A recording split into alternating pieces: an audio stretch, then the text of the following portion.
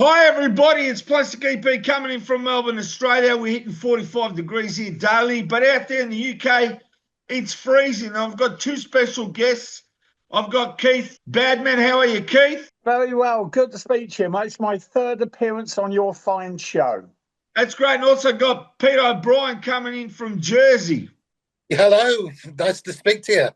Right. Now, I just want to say I was at Liverpool Beetle Week last year, and Keith and Kay were there, right? And we had a great time. We had a laugh. We enjoyed ourselves. We sat down. It was great company. I loved it. Everyone's coming around Keith asking for autographs for his book and that. I thought that was great. And I was there dressed as Plastic EP, and people would come up to see me. And I just want to say a little birdie told me, if you're listening, Kay, because I know you are, that a year ago, it's your anniversary coming up this Saturday, and I just want to wish you and Keith all the best. So from Plastic EP to both of you, I love you. You're great people and the coolest. Now, Peter. Thank you. Pleasure. Thank you very Peter, much. you're going to tell us about the book, Imagine If She Did. Hold that up for everybody. That's a fantastic cover too. Now, you can start, Keith, and just tell everyone about the book.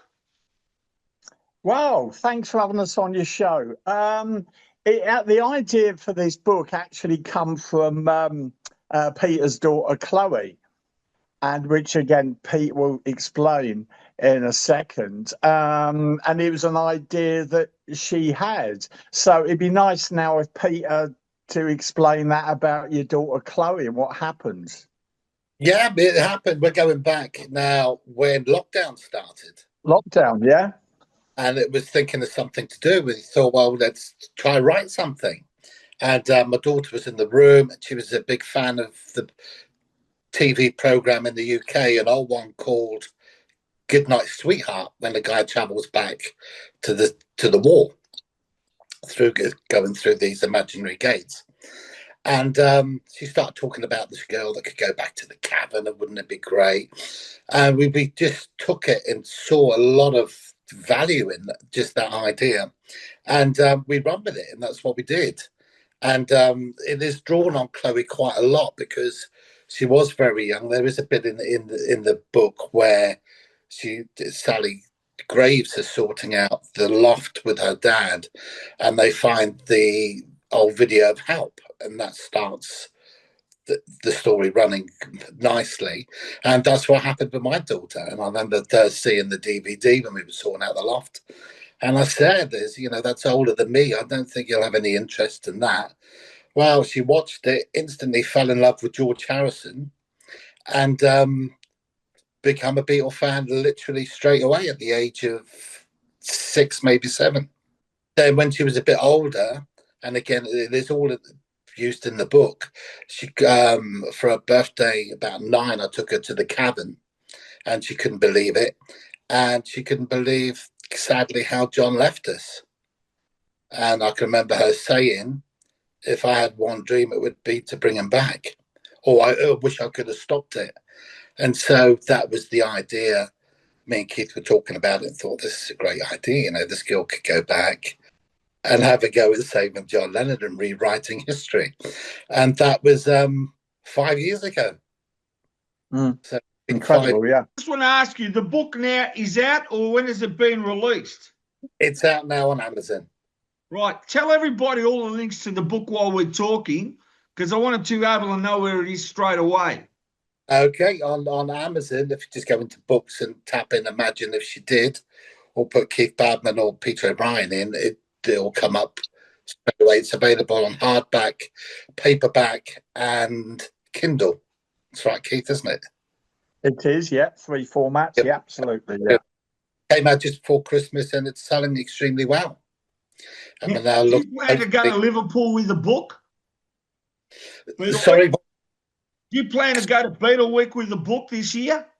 We're looking at it, but we are actually looking at doing another project at the moment, so it'd be nice to have the two under our belt and then go up there. I'm sure Keith will definitely be there, and I'm going to try my damnedest to be up there, because it's been a few years since I've been up there. Do you also want to start doing book signings with the book? Like, I'm just saying, how are you going to promote it? Because, I mean, obviously you meet the people out there. That's the best promotion you can get. I was up at Liverpool a few months just before Christmas, and just spoke to a few people about it. There was an awful lot of interest. All of a sudden, you could see that this was something special. And the two of you got on pretty well writing the book? Yeah, absolutely. Well, I've known Keith on and off for near enough over 30 years. So we know each other extremely well. But I also have a big Facebook page called Beatles Now and Then. And that has over 80,000 followers now. And with the other social media channels I'm involved in, we have a good reach of, over 1 million plus people a month. Oh, that's fantastic. So that's a big selling point to us. That's great. And I'm just saying, you guys have written quite a few books together, or this is the first one? But it's the first one with me. I've been involved with films. I've been a songwriter since the 90s. So, there's a big difference between writing something for 3 minutes than writing a full book. But Cool.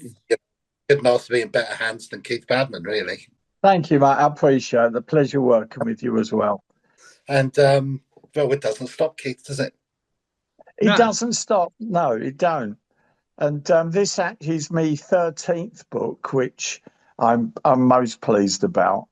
And of course, my other books, I've done the Beatles, of course, Marilyn Monroe, of course, the Beach Boys, Beatles Encyclopedia I've done with Hunter Davies.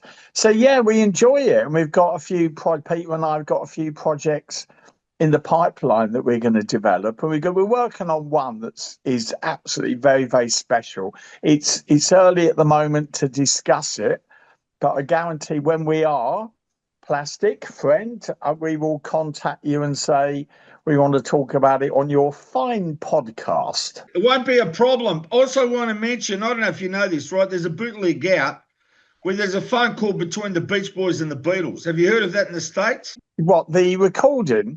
Yeah, there's a record out and it says the Beach Boys are ringing the Beatles, and it's got the conversation on record. I've seen covers of it, but never actually seen a copy of it. Have you heard of that? Yeah, isn't it AI? No, this is in the 60s. Yeah, that's right. I think that's an AI version. Someone's done it themselves. This is before AI. Yes, I know exactly. Way before AI, way before. Yeah. But I think there's someone done that as an AI, pretended it was from, say, 64, when in fact, we go online every single day, we'll see a clip of like the Beatles. Like, it's a great videos you see online of John on the same TV show as Elvis. And you go, but Yeah, I saw that. Yeah, because AI is just amazing. Yeah, it's amazing. I don't think that's true, but I'd like to be proven wrong. Yes, I'd love to. I'd love to hear it. Yeah. But you can do anything. If you want to have an image of us sitting there with John with AI, you can do it. You know what I mean? I'm actually doing a film called The Crazy World of EPs. There's already 12 trailers out there. The film has been put together only by myself, and I sent you a couple of trailers, and it's like something you haven't seen before. If you go to Plastic EP page on Facebook, or you go to YouTube and you go just the EPs or Plastic EP, you'll see all the trailers. Or just go to Google and just write in the words, The Crazy World of EP, and I can't describe to you what it is, but I'll tell you this. They're the EPs. 1 part rock and roll, 1 part spy equals all trouble, right? It's like something you've never seen before. Were your mates Keith or not? I've got the trailer yet. Very impressed. And I was speaking to Nigel Pearce, right? And he goes to me, I saw the clip where your wife's drumming. She's a good drummer. And then I go, yeah, she's a hard hitter. Get the joke? A hard hitter for me. Brilliant. I can't possibly comment. Yeah, absolutely. No, but I'm saying, if you watch trailer 4, right? This is what happens. We're in a car, like a Ferrari, driving the road, and there's helicopters and machine guns shooting at us. We go over the cliff, and the car has the wings, opens up, becomes a boat. Then it's going along, being shot by helicopters. Then it goes over a waterfall, and as it's falling down the waterfall, it's reversing its power, and then going to the water, doing a U-turn while the helicopters are shooting at it, and then taking off with rockets over the waterfall. No one's ever done it, so you've got to see trailer 4. Is that the one I posted for you on my Facebook page? I can't remember because there's too many trailers. Right. But anyway, getting back to your book, that was something I mentioned since you do film there, Peter. And I mean, it's talking about AI. I found with AI, it's like, at this point, it's like, I don't know if you know much about it, but now I do. It's like having an argument. You say something to it, and it does the opposite from what you say. Like I said in the scene, I wanted to cover, and I said, listen, can we be fighting with the Spartan soldiers, right? We want to be with them. Well, put me against them. You know, whatever I told them, it does the opposite. It's like arguing with someone.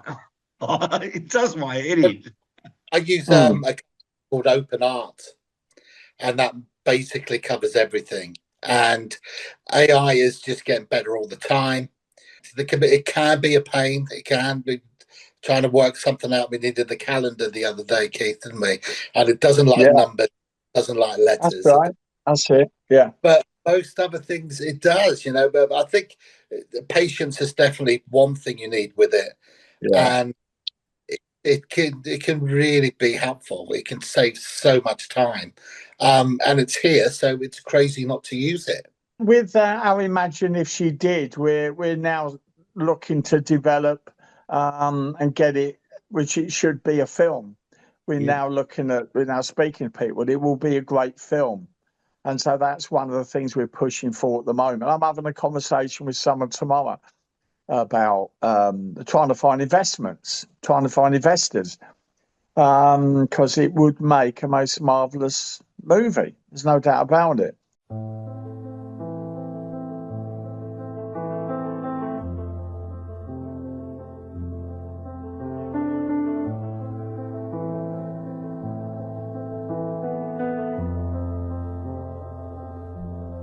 Tinsel on a broken stone, an angel weeps a frozen tear.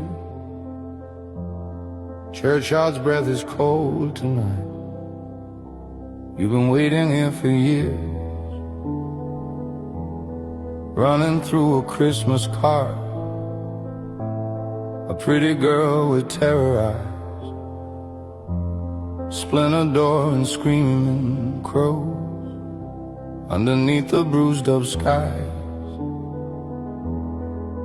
In your white shoes on the pavement, counting cracks up to the end. The man in glasses, smoking French, is he the devil or a friend?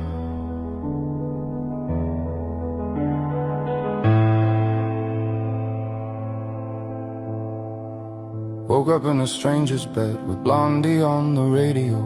Calendar says 1980. Gotta know where to go, born the moment genius fell.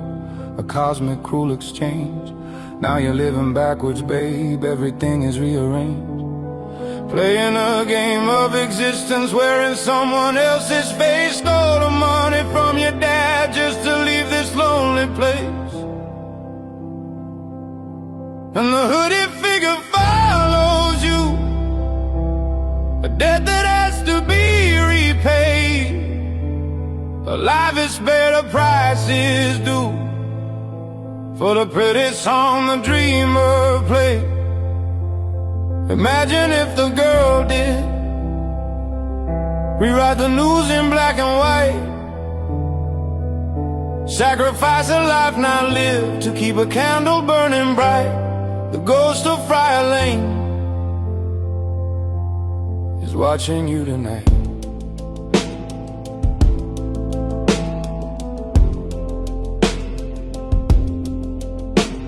Dakota arches shopping black, a limousine pulls to the side. Smell the fear on Southern and Second, there ain't nowhere left to hide. He's standing in the shadows there with the Imagine album title. You wanna scream, don't sign your name, run, John, run into the night. Broken clasp on mother's back, this is why you came to be. Just a nobody from nowhere, changing history. Mother's voice upon the wire, crackles darling, back in the looking glass, the beating of a different heart. Felt the trigger cold and small, born to take a dying fall, born to answer to the call. And the hooded figure follows you, a debt that has to be repaid. A life is better prices due for the pretty song the dreamer played. Imagine if the girl did rewrite the news in black and white, sacrifice a life not lived to keep a candle burning bright. The ghost of firelight is taking you tonight. 10:49, the shot rings out, another one has bit the dust. 10:49, his world turns on and yours is turned to rust. The dream is over, it's just begun.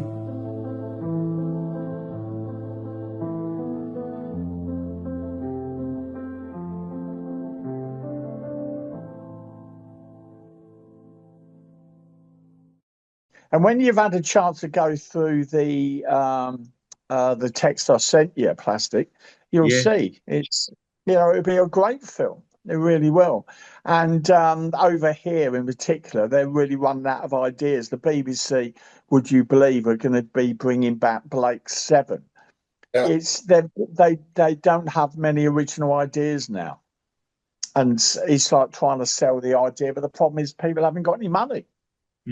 So you have to move abroad for investment. It's worrying times, but yeah, absolutely. So we've got a few projects on the go, and we're already getting good reviews on the book as well on Amazon. And Peter's just done a great trailer for which we're going to submit to investors, and the reviews are good. It's very good, and it would make it. I'm repeating myself here, but it would make a marvelous film. Really will. I've been doing film and TV like 30 years, and I've never known the industry to be so out of touch with not all of them. In America, they're brilliant. They're really on the ball. But in the UK, they haven't got any money. You know what? With technology in the younger crowd that's coming up, new generations, right? Like they're reading a book on the Beatles and they're watching the videos on YouTube.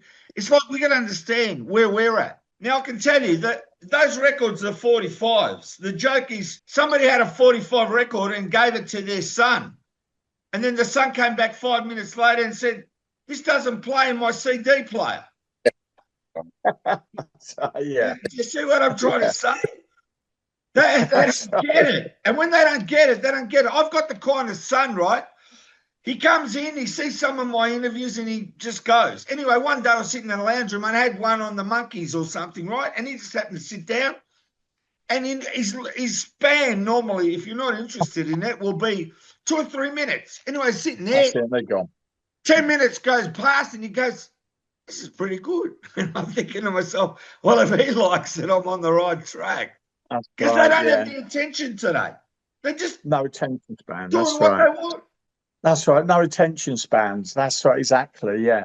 That's exactly it, Pete. Because the thing is, years ago over in the UK, for instance, sake, they'd have like 3. We just had 3 channels, just 3 channels: BBC, BBC Two, and ITV. And then now there's thousands. It seems like thousands of channels. So people are forever looking what's on the next channel, what's on there, what's on there.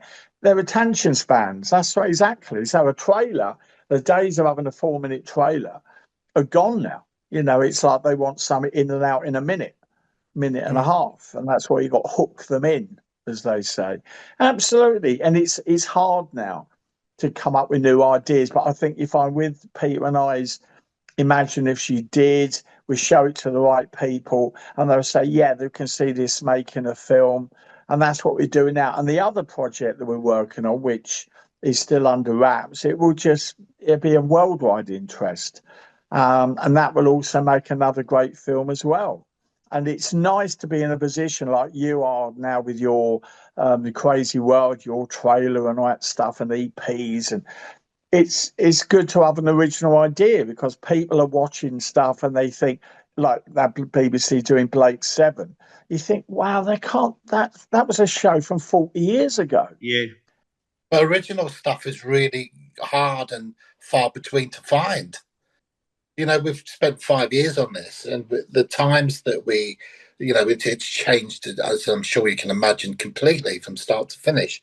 But the times that we were thinking, you know, we don't want to be classed as doing something important because we took it with so much, we needed to show it so much respect because, you know, it's going back to John's life. When you have success or you reach success, there's a reason why. Okay, now I'm going to talk about myself for this point. Okay, Plastic EP was developed in 78.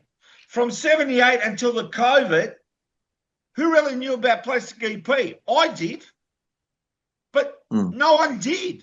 And then as soon as I came on the net and I did 1,500 interviews, they know me. So what I'm trying to say is you can be the greatest musician and put out 140 albums like I have, and don't worry, they're going to learn the music when I'm dead. I mean, like, you know, the world catches on late, and that is the truth. Success comes to those that keep working at it and working at it. Right. I'm at the point where I've done the hard work. The EPs were from, let's say, 1982. That's how long I've been doing the EPs, and it's now 2026. And as I said, I made 6 movies. They're great for the technology, but now I feel I've reached the pinnacle, and I'm not going to say my age, but Plastic EP is like Elvira in America. That character Elvira, right? Yeah. She lives it. Oh, yeah. I live it. I'm a totally different person when I'm not Plastic EP. It's like this character. It's like you see someone like Elvira, and even if she's not Elvira and she's a normal person, you're thinking in your head, that's Elvira. You know, like that's like Benny Hill, right? Ernie the Milkman. If you've got Ernie and the Milkman in your head and you meet Benny Hill, you're thinking, Ernie the Milkman. You don't want to see Benny Hill. You want to see Ernie the Milkman. That's what I'm trying to say. And his fast milk cart as well. That's right. That's right. Well, he had a big hit. And I've got to tell you things in Australia. First time I went to London and England, and I always wanted to go, always in my life. It just happened that I was able to go with Vicky, and we ended up going to Beatle Week, and it was just the greatest thing. And when I went to London, and in my day, when I went to state school, that's state school we call it, right? In America, they call it elementary school. Well, every Monday morning, there's a picture of the Queen. We sang God Save the Queen. We played the drums. We marched. We went inside, right? That's what I've grown up with. With the UK, the Commonwealth. That's what it is. And when I went to the motherland and I saw your beautiful buildings, your architecture, your parks, and what I saw there is it's like, how can I say, 10 times what it's here. We try and be like you, but we're smaller. But then I see nothing's changed like in London, and I'm amazed. It blew my mind. You go to Hyde Park, you go to these places, and you think what the aristocracy was and what it was like to live in those times. It hasn't changed, and that's a great thing. Nothing's changed in London. It's not like you knock down all these historical buildings and build cheap buildings. You know what I mean? I admire that. Yeah, no, you're right. Yeah, it's good. Yeah, good point. Yeah. So you enjoyed your time over in this country again? I loved it because I've never been there, and it blew my mind. And as I said, it was like an adventure. Like all your life growing up, you're thinking London. You've seen so much. You've seen the Beatles. You've seen like Carnaby Street. You've seen all the times and the period, and like the Beatles Apple Boutique, and you've seen the Beatles outside Abbey Road. And until you go there and you see it, I went to Abbey Road, it's small. I thought Abbey Road was huge, but then I'm a little kid. But going there wasn't that big, that place. And it was hidden. It wasn't like I thought it's going to be like, you know, in a larger area. And it wasn't. It's in a suburban street. It's tiny. You know, that's what I saw. But when you watch the videos of the Beatles going up the stairs to go in there, and when they stopped them on the stairs and said, oh, you're recording something, or you guys going to break up, or you're doing the secret project, what you're doing, and the Beatles are talking to them, The camera makes everything so huge on the black and white TV. You think, like you're imagining how big it is, but in reality, it's small. Keith gave me the great tour of London of the Beatles sites, and I felt exactly the same outside the Apple offices. It was as if, it looked so small compared to what, it's been in our dreams for decades and decades and decades. So it's a bit like it. I class it as a kid in Disneyland. My wife was doing a tour. Now the tour was that they were going to go walking or whatever they were going to do on that day of the tour. And I said, no, I'm not going because I don't want to walk, right? Because I actually twisted my knee in Greece. And I said, back when I was back in Greece and it swelled up, I said, no, I want to be able to walk in Liverpool. So I'm going to rest my leg and I'm not going to walk around too much, right? Anyway, when I go to Liverpool, I said, listen, I'm going to get 3 buses and I'm going to find Abbey Road. And I'm going by myself. So I was dressed like this in the bus. And I just, fitted right in. And I ended up going there, taking a bit of video, taking photos from outside. And it was like, it knocked me out. I can't believe I went there. The photos sale was there. But, you go and that's something in your memory that you can do off the checklist. I went to Abbey Road. It was a big deal. I didn't even know there was an Abbey Road souvenir place around the corner. My wife found it. I didn't know anything about it. I went there oblivious to what's going on there. And you go on the buses, and the buses are great. I love the buses and the taxis in London. Now, the railway, I'm not going to say too much about that because you have to go down you have to go pretty down to get the trains. But I love the buses and I love the taxis. And when you walk down the street, every 1 minute, bus, taxi. I loved it. So you'll definitely go again. I think so. I think it blew my mind. It's one of those places where unless you go there, it's something that's missing in your life if you don't go. It's one thing going there for 24 hours. When you go into another country, it's another thing staying there. Yeah, I'm with you. Yeah, absolutely. But the funny thing is, talk about visiting the sites. I actually went to Savile Row, would you believe, in 1980. I went to it in 1980. It was April 80. And of course, it was just like a derelict, rundown building, 3 Savile Row. And the guy let us go around the basement at the bottom. And we actually walked around. Do you know that famous bit of film where the Beatles were all sitting together listening to a playback? Yep. In the Get Back film, and Yep. you see Maureen dancing and Paul and Linda, John Yoko, George. Well, that was the room we were allowed to go into. And we went in and I was like, wow, look at this. And it was quite sad because obviously the studio had long gone. There was just like bags of cement everywhere. And I thought, wow, we signed the door. And you realise just how different it was then to it is now. But of course, Savile Row now is it's empty again because Abercrombie and Crombie, I think, wherever the company was, they've moved out. So it's an empty building, unless I'm mistaken. But the sites now are still so fabulous to view. But it was also great to see it when it wasn't quite so well known and popular. To actually walk around the Apple building in 1980 was quite amazing because a lot of the building there was a big Apple Films production board closing off the door. And you think that now be worth a fortune, but it was all thrown out. It was all just thrown out. It was amazing times. And so even then, and then going to the Cavern in Liverpool, and when it was just the car park. And of course, now you look at it now, it's the Liverpool now is amazing. That's an amazing place. It's a beautiful place, exciting place to go to, as you know, and Peter knows as well. It's an amazing place to go to. And now the buildings are so nice. There's bands that are on 24 hours a day. I love Liverpool. And so now we're very sport because the Beatles image, the memory is just huge. It's now huge. It's like you go to London, you go to Liverpool, and you can go abroad. The Beatles are now part of many, many millions of lives. Yeah. And now everyone's now waiting for the 4 films. Did you manage to see trailer, the first clips from the film, because they were shooting in London. Did you manage to see that trailer? Well, no, it wasn't a trailer. It was just behind the scenes footage of the film. I haven't seen it as yet, but I tell you, I get a lot of texts from people saying, you know about the 4 films? I go, yep. You seen the trailer? No.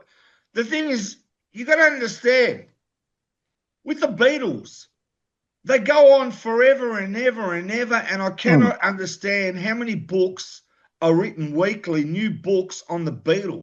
It's beyond me. I mean, the joke with me is I say, well, my allowance finished in the 60s. You can't keep up with buying everything with the Beatles. It's true. That's right. You need a bank to be able to keep up with what's coming out. It doesn't stop. Really. That's very true. Absolutely, yeah. Me and Keith are very aware of that. That you don't want to do a Beatle book that's pretty much the same as everybody else's, because what's left? What's left to report? So to think about doing a book, and to have done a book where we've actually there's an awful lot of fact in this book as well. It's not all just a big book. There's an awful lot of facts, Beatle facts in there. Some facts that people probably won't realise or won't know. And it's one of those books that you'll, if you get it and you read it, you'll go back and read it again, because it's layered with so much stuff. And the same would happen when it eventually becomes a film. It's a different story. We want to see different stories. Yesterday was a really successful film. I'm sure you saw that over in Australia, but it was a real successful film. Not my favourite Beatle film, I must admit, but it was just really, really popular. So people do like the idea of, and as we all know, John lived at the end of that one. But that was something to make a big deal of. Really, that wasn't really covered that well in that film, I don't think, because it kept me hanging on to that part of the film to see what happened, and I was hoping to see a little bit more. But I think the fact of taking the story a bit further, a different side of the story, and it's got to be done with respect. Absolutely, yeah. Any night, me and Keith were going through saying, well, we're just not sure. Just the amount of tweaking we done, Keith, which I'm sure we didn't do really, half of it, but we just wanted to get it as right as we can. And, this is Gilda goes back in time to try to save her idol. And she's born the exact same second that he dies in 1980. So that's the connection. There's always been a connection from the last time, sadly, John took his breath to the first time she took hers. Yeah, in the same hospital, Roosevelt Hospital, and it's a story that every John Lennon fan, Beatle fan should read. Because I don't think it's all very respectful as well, isn't it? It's all absolutely respectful. Exactly. It was a journey, because it's like her life and how her life panned out with the parents, her friends, and the troubles that she was going through with her family. Then she starts a new life, and then you'll see the story pan out.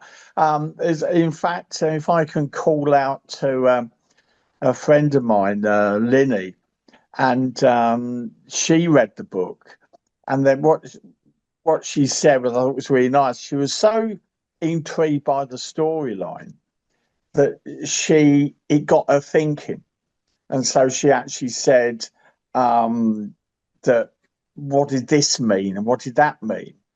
And it got her fascinated, because I want people to read our book, Imagine If She Did, and I want people to be asking questions. I want them people to go, well, what did that mean? What did that mean? What did that signify? And that's what I think is so important, where it goes away and you're emotionally interested, you're emotionally fascinated by the subject and the story. And I think the book does. And then at the end, you've got another angle. I just think people, so now we're spreading the word. Just when you think you're getting the angle of it, you then realise, I haven't got the angle of it. That's exactly. Expect that to happen. So, but it's it had to be fun for us, because if it wasn't, Yeah. if it wasn't fun and how it was, we wouldn't have done it, Keith. Yeah, we're very extremely 100% proud of it. Yeah, we are. And yeah, And exactly. A lot of people. sorry, I'm Keith. sorry, Pete, yeah, go on. No, that was just really looking forward to, we're getting great feedback now, but we're really looking forward to get the real feedback and people really get it. And it's just going to blow everybody away. That's And what we're hoping. It's only been out Because since just before November. Christmas. Yeah, that's right. Yeah, late November. And it's yeah, go on, Pete. Sorry, go on. We were still making little tweaks the night before. I can recall being up about 4:30 in the morning. You're thinking, oh, we've got to get some sleep. It's true, because you say just when you think you follow the storyline, it all makes sense. Then suddenly something happens which throws you in a different direction, and then it keeping you intrigued. And that was the important part, yeah. And it's not just John. Paul makes an appearance. The other guys make an appearance. There's a lot of things that you're not going to imagine is going to happen, and through all it happens. But whether she sent there to do a mission to save him, whether she does that or not, you are going to have to read the book. You have to read the book. Absolutely. And just when you think you've got the conclusion of the book, then there's another bit at the end, which you think, well, I didn't see that coming. As everyone knows. Turns. I like it when you do a story, you can't tell what it is, and it keeps you intrigued, and that's the kind of book it sounds like. Tell everybody where they can get the book. You can get the book from Amazon worldwide. It's for sale now. Worldwide, yeah. To find out more details, me and Keith now have actually got our company up and running called Sapphire Cinema. So www.sapphirecinema.com is where you need to go to be for all the updates. But as I say, on Facebook, we've got the Beatles Now and Then page. And what else? And we're also on YouTube. We've just started up on YouTube. I've written some nice songs for it as well, and produced some songs. So there's there's a nice handful of songs to kind of give you a clue on the story. Teasers. Yeah. Well, I just want to thank you both for being on the show.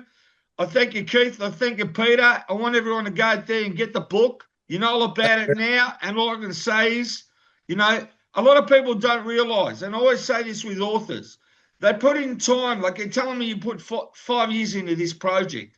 People don't understand that it's only a token of what they pay for the book.